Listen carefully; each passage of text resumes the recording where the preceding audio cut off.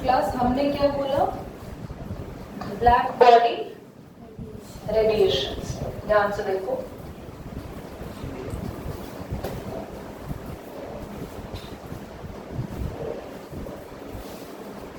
Black body radiations क्या होता है? ध्यान से देखना, नाम समझ में आ रहा है? पहली बात, ब्लैक बॉडी एंड रेडिएशन। सीधे बैठो आप दोनों पीछे। What do you mean by black? Black से मतलब क्या है? ध्यान से सुनना बेटा। दुनिया में सिर्फ और सिर्फ एक लौता एक ऐसा कलर है जो कि सारे कलर्स का मिक्सचर है। That is the absorbent of all the colors. If somebody gonna ask from you that how the black color formed, so quickly अपने माइंड को जगाना कि ब्लैक वो कलर है जो सभी को absorb करके बना। So black color formed by the absorption of all the colors. सभी को absorb करके कौन बनेगा? ब्लैक कलर बनेगा। Now the question is कि ब्लैक बॉडी रेडिएशन क्या है? तो एग्जाम्पल यहाँ पर आता है कि हमने एक आयरन बॉल लिया और उसको फर्नेस के अंदर, फर्नेस होता है भट्टी, कभी आपने किसी फर्नेस में किसी भी चीज को जलते हुए देखा है? It's very very high temperature और उसमें से चिंगारियां भी निकलती हैं, बहुत सारे फायर ऐसा कह सकते हैं, chunks are going to coming out if you have seen a furnace very closer from your side. So ऐसे ही एक आयरन बॉल को आइडियली हीट करा गया। जैसे ही उसको हीट किया गया, व्हाट वी ऑब्जर्व, धीरे धीरे धीरे उसने अपने कलर को चेंज करना शुरू किया। फर्स्ट वो डल रेड कलर की हुई, फिर जैसे जैसे हीट किया उसका कलर थोड़ा और रेड होता गया। सबसे पहले रेड कलर ऑब्जर्व हुआ। आप भी नोटिस करना, आप किसी भी चीज को जलाते हैं, most of the things red colour की होती है जलने पे। कोयला बोलो, आप पेपर को ही जला लो, आप कहोगे नहीं दीदी काला होता है। नोटिस करना, जब बहुत क्लोज से नोटिस करना, जब वो जल रहा होता है तो थोड़ा सा रेडिश हो के ब्लैक ब्लैक ब्लैक होता है, एक लेयर रेडिश की रहती है। ब्लैक तो वो होता है जो जल गया, खत्म हो गया। जब वो जल रहा होता है, इट्स बर्निंग। सो बर्निंग के लिए रेड कलर सबसे कॉमन क्यों है? क्योंकि रेड कलर की सबसे हाईएस्ट वेवलेंथ होती है और सबसे पहले वही कलर एमिट होता है। दीदी कुछ ऐसी चीजें हैं, आपने बताया कुछ ही चीजों में से रेड कलर ऑब्जर्व होता है, बाकियों में रेड कलर क्यों नहीं हो रहा? क्योंकि उसने हो सकता है रेड कलर एब्जॉर्ब ना कर रखा हो। क्योंकि जब भी हम किसी भी चीज को हीट करते हैं तो वो वही कलर की वेवलेंथ को रिलीज करता है जो उसने एब्जॉर्ब कर रखी थी। इसीलिए ब्लैक बॉडी रेडिएशन का मेन इंपॉर्टेंस क्यों रोल है यहाँ पे आ रहे हैं? क्योंकि ब्लैक कलर एक सारे कलर को एब्जॉर्ब करके उसने अपने ऊपर रखा हुआ है। तो आप किसी भी black body, perfectly ideal black body को हीट करेंगे, you will observe slightly the colour of that body is changing and finally it turns into the range of blue या वॉलेट कलर की रेंज में आपका फाइनल कलर आपको दिखेगा, क्योंकि उस कलर की सबसे शॉर्टर वेवलेंथ होती है। विबग्योर का फंडा सबको पता है। यस सर, आपने अभी जो आयरन बॉल के बारे में लिखा उसमें भी लास्ट कौन सा कलर एमिट हो रहा है? See that, blue colour. So what is the black body radiation? Black body radiation are all the radiations emitting when we are heating a body and keep rising the temperature, keep rising the heat. So all the colors and all the wavelength are being absorbed by the body, is being emitted. सारे colour emit हो जाते हैं। एक perfect body जिसने सारे colour अपने अंदर absorb कर रखे, we call it black. Why sun is not appearing black? सन हमेशा दिन के समय तो व्हाइटिश दिखता है बिल्कुल। क्यों? क्योंकि वो सारी रेस को अपने में से एमिट कर रहा है। एक परफेक्ट एमिटर जो एक बारी में सारे कलर एमिट करता हुआ नजर आएगा वो व्हाइट दिखेगा, और एक बारी में जो सारे कलर एब्जॉर्ब करता हुआ नजर आएगा वो, और एक पर्टिकुलर कलर को जो आप रेडिएट करते हैं, एक पर्टिकुलर कलर को अगर आप लोगों को दिखना है, दिखाई दे रहा है, दैट मीन्स वो पर्टिकुलर कलर वहां से एमिट हो रहा है। दीदी कलर एमिट होता कैसे है बताओ। कलर एमिट होने के पीछे भी एक साइंस है। जब भी कोई कलर एमिट हो रहा है दैट मींस वो पर्टिकुलर किसी कलर को एब्सॉर्ब कर रहा है, किसी वेवलेंथ को एब्सॉर्ब कर रहा है। और एक्चुअल में रीजन क्या होता है जरा ध्यान से सुनना। एक एटम के अंदर यहाँ एक इलेक्ट्रॉन बैठा है, एक वेवलेंथ आई, इसने एब्सॉर्ब करी। अगर मान लो वेवलेंथ आई 100 नैनोमीटर की, उसने एब्सॉर्ब करी 100 नैनोमीटर से, मान लो उसने 90 नैनोमीटर तो एब्सॉर्ब कर लिया, बाकी का 10 नैनोमीटर रेडिएशन क्या करेगा ये, तो जो ये एमिट करेगा बची हुई वेवलेंथ को वो कलर ही रेस्पेक्टिवली शो करेगा। समझ में आ रही है आपको मेरी बात? So actually what all the colour chemistry is just the radiating और emitting, radiating, absorbing, emitting. This is the science which is going on. समझ आ गया ब्लैक बॉडी रेडिएशन? आगे पढ़े तो ब्लैक बॉडी रेडिएशन पे कैसे क्वेश्चन आएंगे। A perfect emission is called white in colour, a perfect absorption is called the black in colour. As we rising the temperature what happened, the colour seems to be changes. Why the colour seems to be changes, that as we rising the temperature more and higher wavelength are being absorbed by the body and it is going to emit simultaneously that particular wavelength. जितनी ज्यादा wavelength देंगे उतना ही ज्यादा electron हो सकता है emit करे, उतना ज्यादा वो जंप करे। जंप करने वाला कंडीशन अभी आगे बाद में बताऊंगी, जंप अभी भूल जाना। जंप कहते हैं ट्रांजिशन, वो वर्ड हम अभी आगे पढ़ेंगे। इतना समझ में आया? हेडिंग डालो फोटो इलेक्ट्रिक इफेक्ट। प्लस पहले हम लोग समझ लेते हैं कि फोटो इलेक्ट्रिक इफेक्ट क्या होता है, और इस पर्टिकुलर टॉपिक से हमारे पास न्यूमेरिकल्स आते हैं। बहुत ध्यान से सुनना तभी समझ में आएगा। किसी भी बच्चे का ध्यान इधर उधर नहीं होना चाहिए, लिखा है नहीं लिखा है छोड़ दो, सिर्फ सुन लो। हम बात कर रहे हैं photo electric effect. First of all this is very important. Photo means light, electric तो सब बच्चों को पता ही है, करंट। फोटो के इलेक्ट्रिक इफेक्ट में क्या करना है ध्यान से देखना। आप सबको एक डिस्चार्ज ट्यूब ले लिए, फिर से डिस्चार्ज ट्यूब आगे दीदी, हाँ जी आगे। You have to take this is the metallic plate, ये एक मेटल की प्लेट लेनी है आपको। This is the metal plate.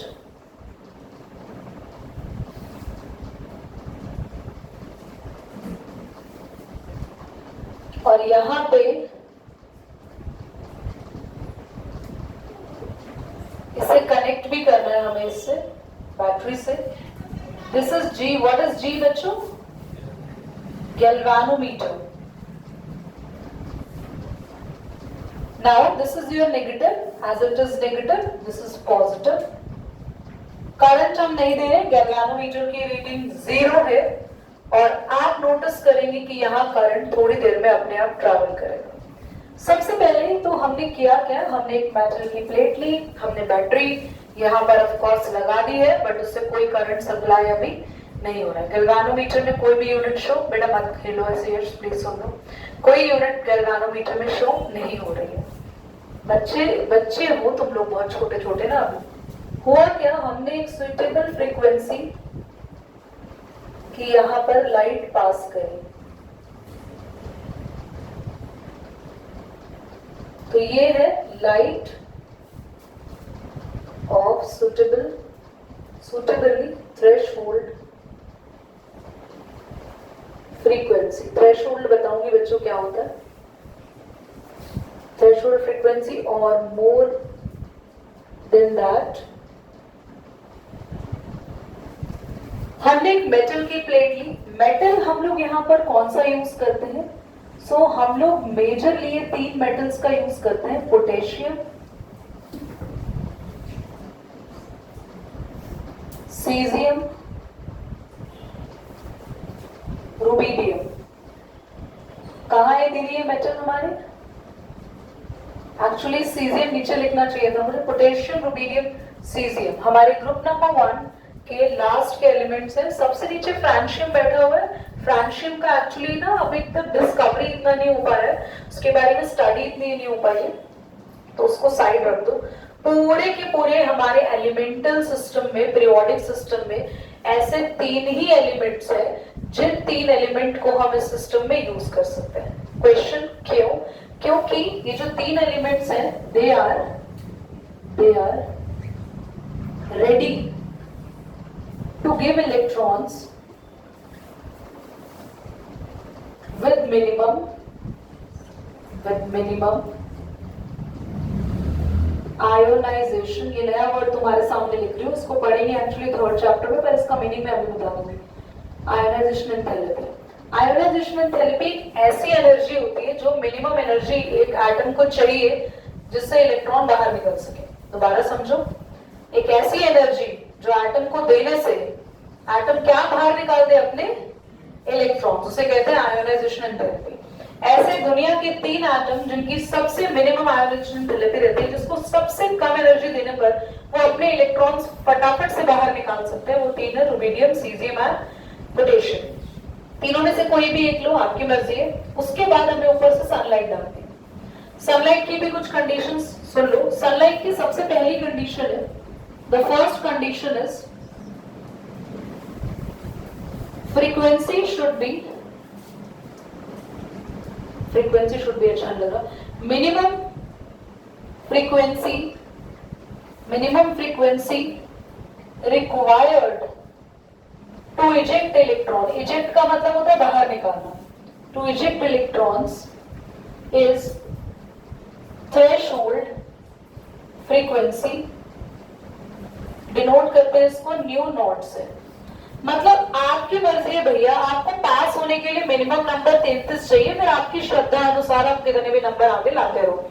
ऐसे ही मिनिमम फ्रीक्वेंसी इलेक्ट्रॉन्स को बाहर निकालने के लिए थ्रेशोल्ड चाहिए, वो जरूरी है। सब मेटल की थ्रेशोल्ड अलग अलग होती है, जो जितना जल्दी इलेक्ट्रॉन बाहर निकालेगा उसको उतनी कम फ्रीक्वेंसी वाली एनर्जी आपको देनी पड़ेगी।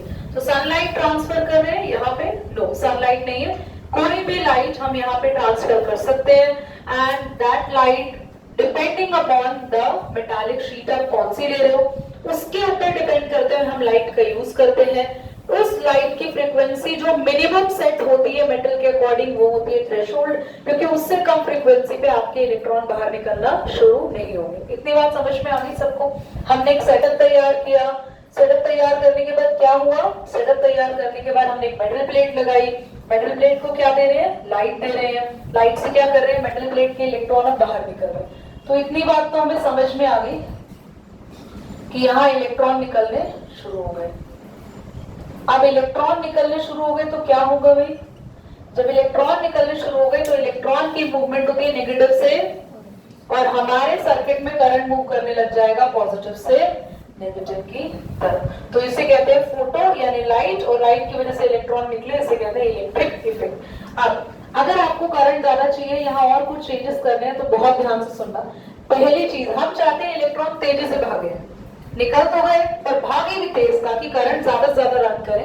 तो उसके लिए सबसे पहले आपको ध्यान रखना है आपकी kinetic energy of electron directly proportional होती है फ्रीक्वेंसी ऑफ लाइट पे।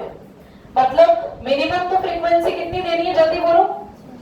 उसके बाद अगर आपने जितनी फ्रीक्वेंसी बढ़ाई, जैसे मिनिमम तो 33 नंबर लाने, उसके बाद आपने जितने नंबर आगे लेकर आए आपको उतनी शाबाशी मिलेगी।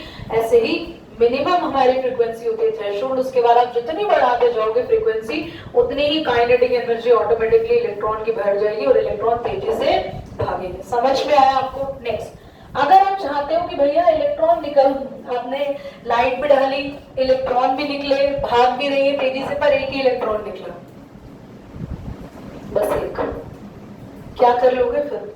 तो इसके लिए अगर आप चाहते हो कि आपके इस पूरे सेटअप में नंबर ऑफ इलेक्ट्रॉन्स भी ज्यादा निकले, तो वो किस पे डिपेंड करेगा, इंटेंसिटी या फिर ब्राइटनेस ऑफ लाइट पे।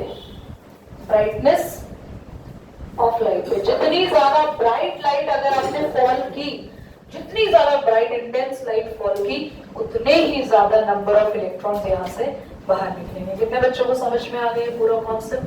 पक्का नोट करो, ये सब बनाओ जल्दी। चलिए, तो यहाँ पे दो ग्राफ हम ध्यान से पढ़ेंगे। एक तो काइनेटिक एनर्जी वर्सेस फ्रीक्वेंसी। देखो करंट लगता रहता है मुझे बार बार यार।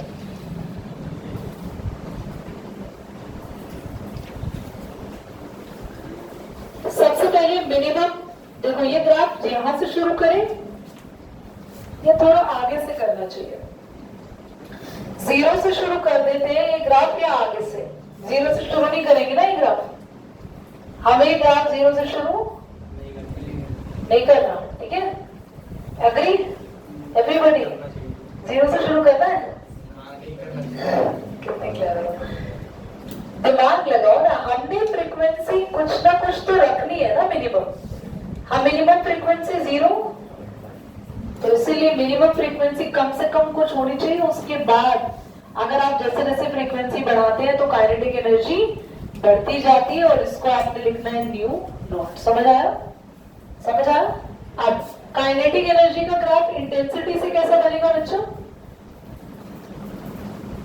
जल्दी बोलो, क्या काइनेटिक एनर्जी डिपेंड करती है इंटेंसिटी पे?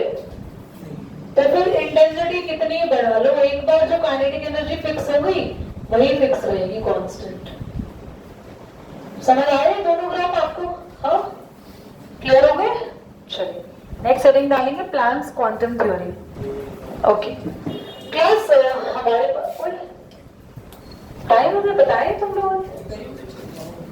चलो थोड़ा सा प्लैंक्स के बारे में सुन लेते। 2 मिनट रुक जाओ, ऐसे भाग रहे जैसे कि वो सैंडस्टॉर्म आने वाला, जैसे उस दिन अलर्ट आ गया था। लिसन, प्लैंक्स एक साइंटिस्ट था जिसने ना लाइट पर बहुत ज्यादा स्टडी की, और उसने सीधा सीधा लाइट के नेचर को एक डिस्क्राइब किया, और उसने बोला, जो आप खुद नोटिस करना, ये तो एक ज्योग्राफिक रीजन है कि सनलाइट अगर आती है आपके पास तो समर्स में हॉट लगती है, विंटर्स में नहीं लगती है। इसके पीछे ज्योग्राफी का रीजन तो सीधा सीधा साफ है। और आप थोड़ा सा अगर अपने बैकग्राउंड में जाए, 9th 10th के और 8th के बैकग्राउंड में, उससे पहले वाली क्लासेस में जाए, तो हमने पढ़ा है कि जो अर्थ है वो रोटेट करती है, और जनरली समर के टाइम पे अर्थ अपने एक्सिस पे अर्थ थोड़ा डाउन रहती है ना, टिल्टेड रहती है। पता है आपको? आपको पता है अर्थ जो है वो अपने एक्सिस पे थोड़ी टेढ़ी रहती है? सच में नहीं पता? आपको ये भी नहीं पता शिमला और लुधियाना सेम लैटिट्यूड पर होने के बावजूद भी why Shimla is coolest and Ludhiana is not? ये तो 2-3 दिन पहले सुना था। मैंने ही सुनाया था जब मैंने आपको बोला था क्लास के अंदर। क्या हुआ? वीडियो क्या? हाँ नहीं, वो तब बंद थी, मैंने अब की है। हाउ क्रेजी यू आर ना, मेकिंग माई सेल्फ टाइम। वाला जल्दी सुनो। तो प्लैंक्स नाम के साइंटिस्ट ने ये बताया कि जब सनलाइट आती है तो उसमें कुछ पैकेट्स ऑफ एनर्जी आते हैं, और उन पैकेट्स ऑफ एनर्जी को बोलते हैं क्वांटा या फिर फोटोन। तो जो भी एनर्जी सन के थ्रू हम तक पहुंच रही है, उसके अंदर जो पार्टिकल्स हैं जो ट्रैवल कर रहे हैं, we call them photons और क्वांटा। अब हम प्लैंक्स के बारे में और डिटेल में कि क्या थ्योरी आई, इसने अपना एक कांस्टेंट भी दिया h, जिसकी वैल्यू होती है 6.63 into 10 की पावर -34 जूल। तो ये सारी चीजें हम पढ़ेंगे, but in the next class, be on time and don't waste my time in talking in the class.